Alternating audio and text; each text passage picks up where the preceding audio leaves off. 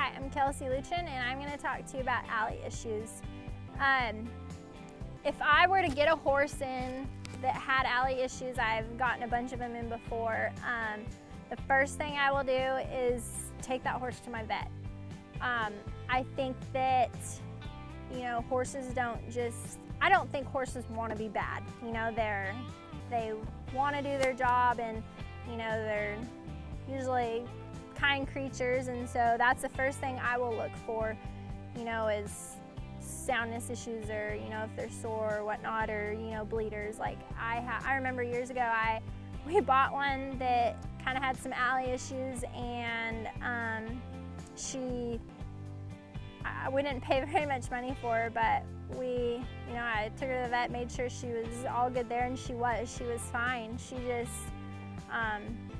somebody had just let her get away with it. So all I had to do was show her that I wasn't going to. And it come from just warming her up. Like how I warmed her up, I'm like, no, you're gonna do your job how I want it done. I'm gonna show you how I want this, and I expect you to give it to me. So I kind of had to go with that approach at first, and once she knew that I wasn't gonna mess around with this, she knew she had a job and she had to step up and do it, she was really good. I've gotten horses in that, check out fine at the vet, but they've been bleeding. Nobody knows it. So I think, you have to be really aware. I see so many horses that, are bleeders or potential bleeders that, maybe people don't pick up on. And I think especially down here in Texas with it so muggy, that's something too that I think is a big thing. And I've also rode horses that are really alley sour that we haven't got them over it. You can kind of get by them. There's a horse that I ran a couple years ago that now my mom has complete bully. We've won so much on that horse. He's like the best horse in America. I loved him. Mom still rides him right now and wins so much on him. I've got turned out at some rodeos on him because he would not go in the alley. And he was the kind of horse that you couldn't make him. If you were like, bully, you are going down that alley, I don't care. He was not going down the alley. It had to be totally his idea. But when I got him, he was not clocking very good.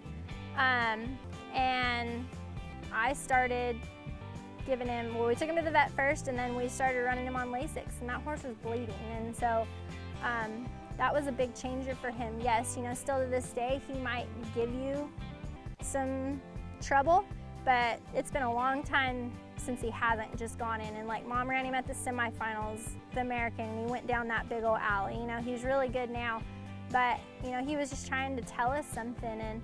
And he's a really, really gritty horse and kind of has an attitude, so you gotta work with him. I think horses, they're just so different. Some of them, they just, they need to get in trouble and they're like, oh, okay, I'm so sorry, I won't do that anymore. Some of them they're trying to tell you something. I think some horses just don't have enough confidence. It's kind of like a stage fright deal. So that's something with my futurity colts. That's why I'm so big on confidence. I want them to go down that alley thinking they're the biggest thing there is there. And I think, that'll help. This horse is the kind that he probably could develop something like that, but he's so confident when he goes now. He goes down the alley and, he knows he's the coolest thing ever, and so I just think it depends on the horse, but I think definitely the first thing is make sure they're not bleeding and make sure they're not sore, because I've just seen that happen way too many times.